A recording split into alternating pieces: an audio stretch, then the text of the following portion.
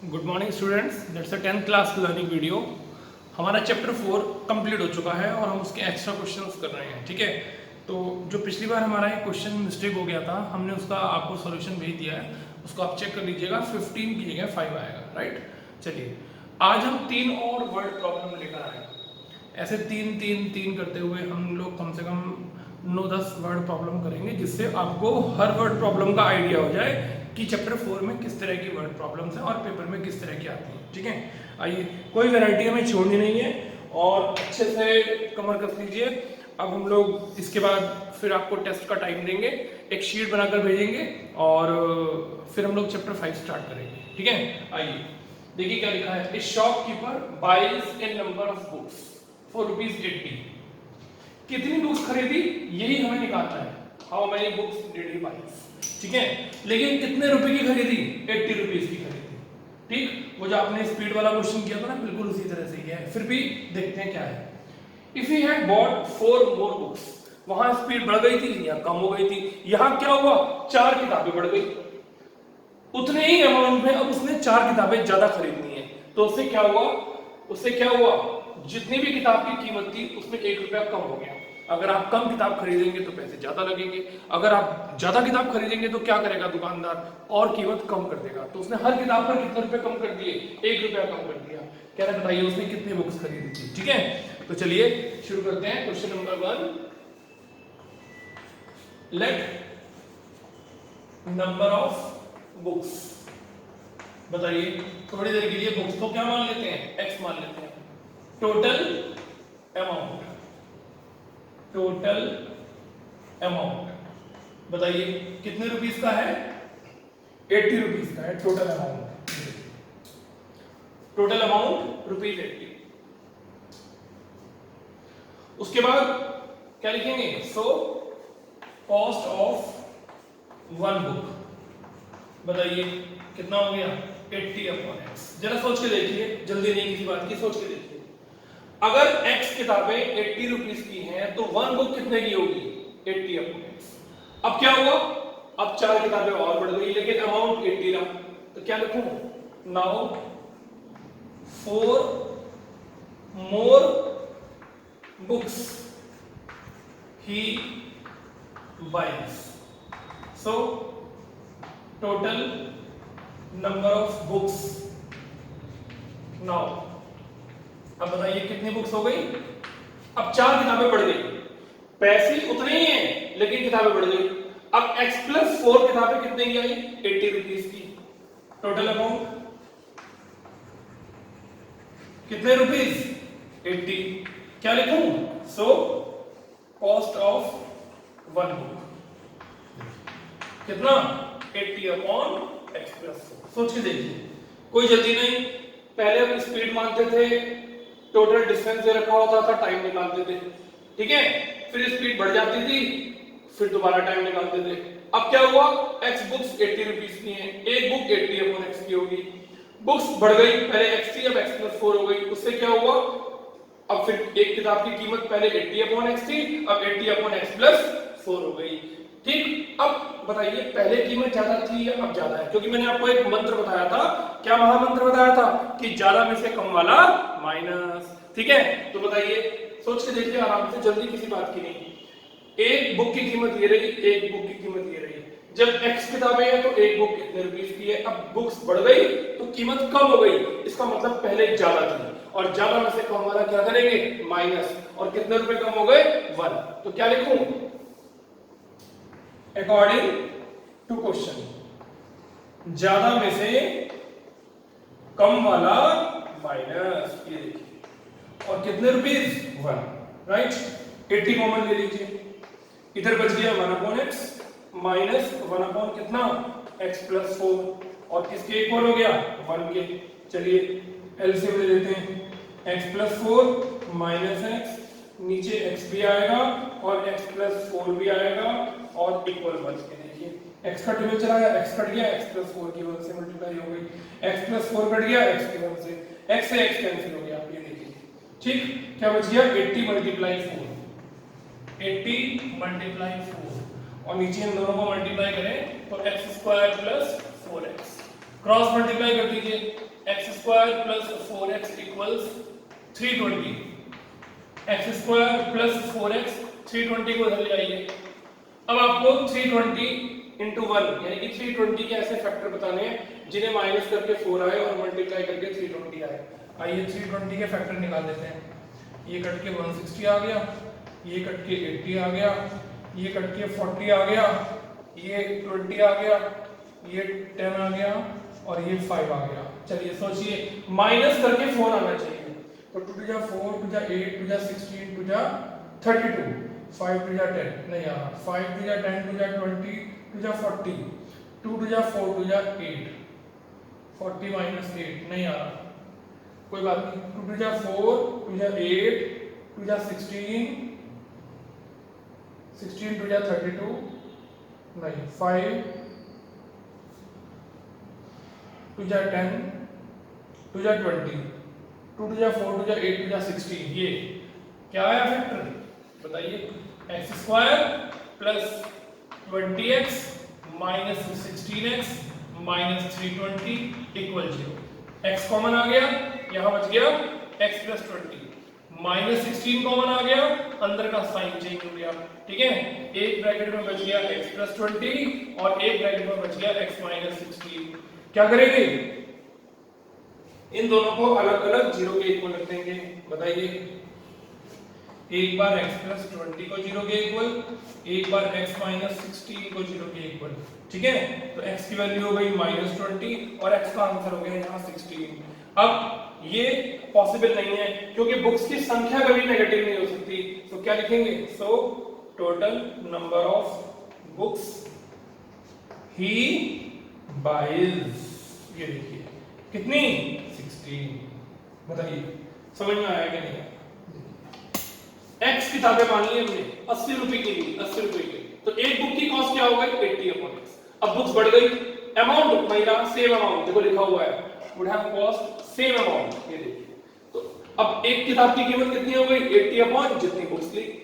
पहले इतने की बिक रही थी, बाद में इतने की मिली, बाद में कीमत कम हो गई क्योंकि बुक्स ज्यादा खरीदी, तो हमने मंत्र क्या पढ़ा था? ज्यादा में से कम वाला माइनस और किसके इक्वल? 1। और देखिए एडिशन करके सॉल्व कर दिया आंसर, ठीक है। चलिए एक क्वेश्चन हमारा कंप्लीट हो गया, आगे चलते हैं और आप अच्छे से इसकी प्रैक्टिस करिएगा। इसके जैसे और एनसीईआरटी में क्वेश्चन ढूंढिए और उन्हें करिए, ठीक है। फिर कोई प्रॉब्लम आएगी तो बस अब आपको डेली आपकी प्रॉब्लम डिस्कस करेंगे। चलिए क्वेश्चन को ध्यान से पढ़ते हैं। क्वेश्चन पढ़ना बहुत जरूरी है, बढ़िया इंपॉर्टेंट है। एक motor boat whose speed in still water is 15 km/h। आपकी बुक में जो एग्जांपल नंबर 15 है ना, उसकी तरह ये क्वेश्चन है। एक मोटर बोट की स्पीड दे रखी है, ठीक है। पहले हमें मोटर बोट की लेनी पड़ती है। कह रहा है 30 किलोमीटर डाउन स्ट्रीम, अगर वो 30 किलोमीटर जाता है और फिर रिटर्न बैक अप स्ट्रीम वापस आता है, तो जाने में और आने में टोटल टाइम उसको 4 घंटे 30 मिनट लगता है। जाने में और फिर वापस आने में उसको 4 घंटे 30 मिनट लगते हैं। कहते हैं स्ट्रीम की स्पीड बताओ, तो गलती से भी स्ट्रीम की स्पीड को पहले मत मान लेना। पहले किसकी स्पीड दे रखी है? बोट की। तो क्या लिखूं? Question number 2, speed of boat, बताइए कितनी दी हुई है? स्पीड ऑफ बोट दी हुई है 15 km/h। अब मैं क्या लिखूंगा? लेट स्पीड ऑफ, बताइए कौन? स्पीड ऑफ स्ट्रीम, क्या लिखूं? x km/h। अब एक लाइन छोड़कर, so speed of boat in down stream, दोनों को प्लस कर देंगे। याद रखना जब भी इस तरह का क्वेश्चन आए अप स्ट्रीम डाउन स्ट्रीम का, इतना काम तो करना ही करना है। फिर क्या लिखेंगे? स्पीड ऑफ बोट इन, क्या लिखूं? अप स्ट्रीम, दोनों को माइनस कर दीजिए, ठीक। अब आपने दोनों की स्पीड निकाली, बोट की जाने में भी और वापस आने में भी। टोटल डिस्टेंस देखिए, हमें क्वेश्चन में आने जाने में 30 किलोमीटर चलता है वो, ठीक। तो क्या लिखें?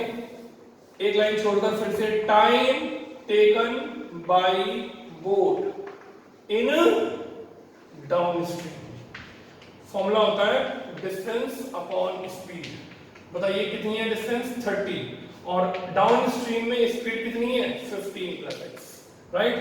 Time taken by boat in up stream, बताइए डिस्टेंस अपॉन स्पीड, ठीक। यहाँ क्या आएगा 30 अपॉन, अप स्ट्रीम में स्पीड कितनी है 15 माइनस। अब ये और क्वेश्चनों में ना पहले क्या करते थे, ज्यादा में से कम वाला माइनस करते थे, लेकिन यहाँ ज्यादा और कम का चक्कर नहीं है। यहाँ ध्यान से पढ़िए क्या लिखा हुआ है, a motor boat whose speed in water is 15 km/h 30 km down and return back to the starting point in a total time of 4 hours 30 minutes। जाने में और वापस आने में कुल मिलाकर उसको 4 घंटे 30 मिनट लगे। तो क्या लिखूं, अकॉर्डिंग टू क्वेश्चन, ये टाइम तो जाने का और ये टाइम वापस आने का। बताइए आने जाने में कुल कितने घंटे लग गए, 4 घंटे 30 मिनट। देखिए कैसे लिखते हैं, 4 होल 30 अपॉन 60, ऐसे मिनट को आवर में चेंज करने के लिए 60 से डिवाइड कर दिया, तो 4 होल 30 अपॉन 60, 4 घंटे 30 मिनट, ठीक। अब इसमें से 30 कॉमन ले लीजिए, अंदर बच गया 1 upon 15 plus x plus 1 upon 15 minus x, और ये 0 से 0 कट गई, 3 1 जा 3 2 जा 4 2 जा 8 प्लस 1 क्या बच गया 9 अपॉन 2, राइट। अब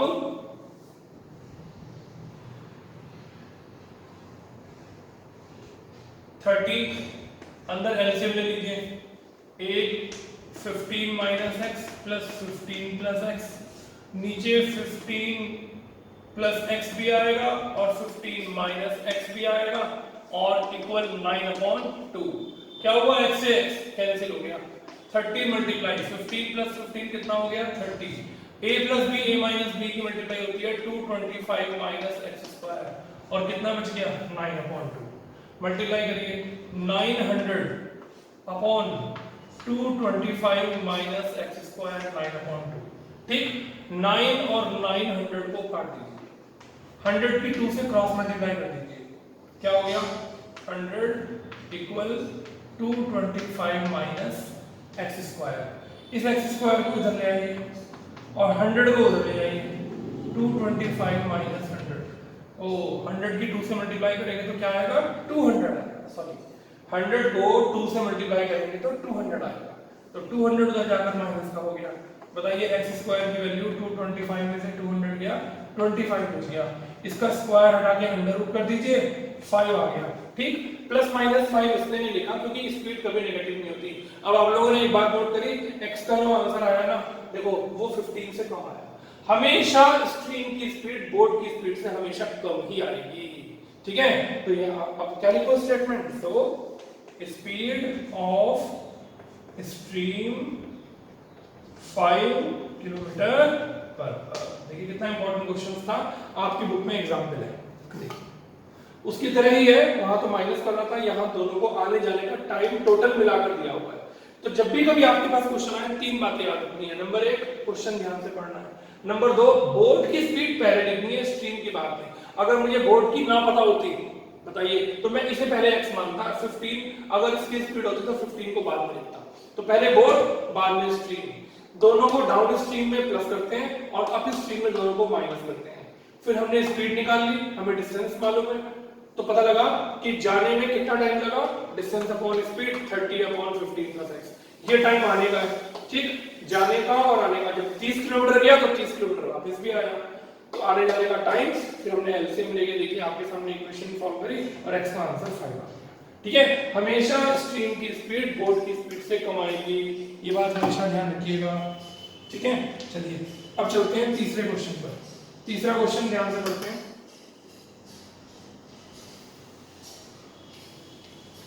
अच्छे से प्रैक्टिस करिए, अपना पेन पेपर लीजिए, कॉपी पे सब क्वेश्चंस करिए, सब क्वेश्चंस बोर्ड में आए हुए हैं, कोई भी काम ऐसा नहीं चल रहा जो आपका टाइम खराब करे।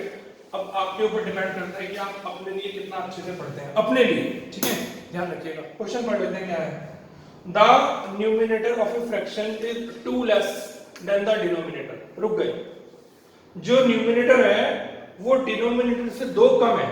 अब ऐसा क्वेश्चन तो हमने कहां पढ़ा था, चैप्टर 3 में भी पढ़ा था। तो आपकी मर्जी है इसे 2 वेरिएबल से करो, आपकी मर्जी है इसे 1 वेरिएबल से करो, ठीक है। तो इसने कहा न्यूमिनेटर जो है वो डिनोमिनेटर से 2 कम है। अब हमें क्या पता डिनोमिनेटर कितना है, तो सबसे पहले क्या लिखूंगा, लेट डिनोमिनेटर को थोड़ी देर के लिए x मान लेते हैं। देन बताइए न्यूमिनेटर कितना हो गया न्यूमिनेटर 2 कम है, 2 लेस, तो इसमें लेस कर दीजिए 2। ठीक, बताइए ओरिजिनल फ्रैक्शन क्या बन गया? फ्रैक्शन में क्या होता है? न्यूमिनेटर ऊपर आता है, डिनोमिनेटर नीचे आता है। बताइए न्यूमिनेटर कितना? x माइनस 2 और डिनोमिनेटर कितना? x। देखिए ठीक है, ऊपर न्यूमिनेटर नीचे डिनोमिनेटर। जब हमारा x का आंसर आएगा तो यहां पुट कर देंगे, हमारी वैल्यू आ जाएगी। चलिए अब कह रहा है 1 इज एडेड टू बोथ। अगर दोनों में क्या ऐड करते हैं, न्यूमिनेटर में भी और डिनोमिनेटर में भी अगर 1 ऐड करते हैं, तो जो नया फ्रैक्शन आएगा वो 19/15 हो जाएगा। तो क्या लिखें? New fraction. बताओ भाई, x माइनस 2 में भी 1 प्लस कर दिया और नीचे x में भी 1 प्लस कर दिया। ये देखो 1 इज एडेड इन बोथ, ऊपर भी और नीचे भी। तो कितना हो गया? माइनस के 2 प्लस के 1 माइनस के 1 अपॉन x प्लस 1। तो बताइए नया फ्रैक्शन इसके इक्वल हो गया। क्वेश्चन में दिया हुआ है 19/15 के इक्वल हो गया। ये देखिए if 1 is added in both then the sum of new and original fraction, sum of. तो बताइए ये जो नया फ्रैक्शन आया और ये जो ओरिजिनल फ्रैक्शन था इनका सम, तो क्या लिखूं? अकॉर्डिंग टू क्वेश्चन ये तो हुआ ओरिजिनल फ्रैक्शन और ये आया नया फ्रैक्शन, इन दोनों का सम। बताइए क्वेश्चन में कितना है? 19/15। ठीक है, जैसे मैंने लिखा ना, बच्चे जल्दबाजी में ऐसी गलतियां करते हैं। 1 इज एडेड इन बोथ, दोनों में ऐड कर दिया। अब देखो क्या वर्ड लिखा है? सम। किस किस का सम? न्यू और ओरिजिनल फ्रैक्शन का सम। ये रहा न्यू और ये रहा ओरिजिनल, दोनों का सम कितना दिया? 19/15। आइए एलसीएम ले लें। देखिए x आएगा, x प्लस 1 आएगा, x से x कट जाएगा, x माइनस 2 की मल्टीप्लाई x प्लस 1 से होगी। ठीक है, x प्लस 1 कट जाएगा, x की मल्टीप्लाई x माइनस 1 से होगी। ठीक, एलसीएम ले लिया। पहले ऐसे अच्छे से लिख लेते हैं। ये देखो ये कट गया, इन दोनों को मल्टीप्लाई किया। अब x प्लस 1 कट गया तो x की मल्टीप्लाई। आइए मल्टीप्लाई करें, दो ब्रैकेट को मैं डायरेक्ट मल्टीप्लाई कर रहा हूं। ये आएगा x स्क्वायर माइनस का x और माइनस का 2। देखो मैंने इन दोनों की डायरेक्ट मल्टीप्लाई कर दी। ठीक, और ये अंदर मल्टीप्लाई करते हैं x स्क्वायर माइनस x और नीचे दो ब्रैकेट की मल्टीप्लाई करते हैं x स्क्वायर प्लस x और यहाँ लिखा हुआ है 19 अपॉन कितना? 15। ठीक है, चलिए x स्क्वायर में x स्क्वायर प्लस किया 2x स्क्वायर माइनस के x माइनस का 2x और माइनस का 2। ठीक है,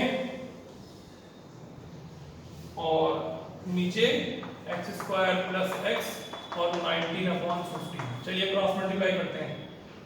15 की cross multiply 2x square minus 2x minus 2 से और 19 की x स्क्वायर प्लस x। चलो मल्टीप्लाई करते हैं। 30x स्क्वायर माइनस का 30x माइनस का 30, 19x स्क्वायर प्लस का 19x। ठीक है, अब 30x स्क्वायर में से इधर लाकर 19x स्क्वायर माइनस करो तो क्या बचेगा? 11x स्क्वायर माइनस के 30, ये भी 19 इधर आकर माइनस का हो जाएगा, माइनस के 49x और माइनस का 30 इक्वल 0। देखिए ये इक्वेशन बनी हमारी। 11x स्क्वायर माइनस के 49x माइनस के 30। अब 11 की 30 से मल्टीप्लाई करते हैं तो 330 आएगा। अब जरा 330 के ऐसे फैक्टर बनाते हैं जिन्हें माइनस करके 49 है। आइए बनाते हैं। 3 बन गया और 255 और 5 11। चलो भाई बनाओ पेन। माइनस करके 49 आना चाहिए। 11 5 जा 55 और 3 2 जा 6। जरा देखना 55 में से 6 दिया तो क्या बन गया? 55x minus 6x। ठीक है, देखो 49 आएगा। अब बाहर माइनस था इसलिए ब्रैकेट लगाया तो 11x स्क्वायर माइनस के 55 माइनस माइनस प्लस का 6x, इसको घटा देते हैं और माइनस का 30 equal 0। 11x common x minus 5 plus का 6 कॉमन x माइनस 5। ठीक है, तो एक ब्रैकेट में आ गया x माइनस 5, एक ब्रैकेट में आ गया 11x प्लस 6 इक्वल 0। तो x के दो आंसर आ गए, एक तो 5 और एक माइनस के 6/11। फ्रैक्शन कोई नेगेटिव तो है नहीं इसके अंदर, और तो हमारा x का आंसर कौन सा हुआ 5। तो अब इसको यहाँ पुट करेंगे, ठीक है। तो मैं इसको यहाँ लिख रहा हूँ, सो यहाँ कर रहा हूँ मैं ऊपर। सो ओरिजिनल फ्रैक्शन बताइए क्या था, x माइनस 2/x, x के लिए गया 5 माइनस 2/5, बोलिए क्या आंसर आ गया 3/5। ठीक है, आप चेक करना चाहें तो 3/5 में 1 1 प्लस कर देना, तो जो आंसर आएगा उसमें 3/5 प्लस कर देना, 19/15 आएगा। खूब बढ़िया तीनों क्वेश्चंस थे। ये सब आपको एक वैरायटी बताई जा रही है कि किस किस वैरायटी के क्वेश्चन बोर्ड के अंदर आ चुके हैं, ठीक है। तो आप इन्हें अच्छे से कंप्लीट करिए, आज इन तीनों क्वेश्चंस को करिए, फिर हम आपको एक शीट भेजेंगे और फिर हम आपको टेस्ट के लिए टाइम देंगे, इसके एमसीक्यू भेजेंगे और फिर आप अच्छे से बढ़िया तरह कमर कस के अच्छे से करिए, ज़्यादा से ज़्यादा अच्छे से देखिए, एक बार गिनना आए 2 बार देखिए, ठीक है, लेकिन करिए। जब करेंगे तभी काम धीरे धीरे थोड़ा निपटेगा। हमारा मैथ्स का कोर्स ज़्यादा है, इसलिए हमने एक भी दिन का ब्रेक अभी तक नहीं रखा है, हम लोग कंटिन्यूस आपको पढ़ा रहे हैं। और इसलिए आपसे भी रिक्वेस्ट है कि आप अपने बेनिफिट के लिए, अपने माँ बाप की आशाओं को अच्छे से पूरा करने के लिए डेली मैथमेटिक्स पढ़िए, ठीक है। Thank you very much, have a good day, God bless you.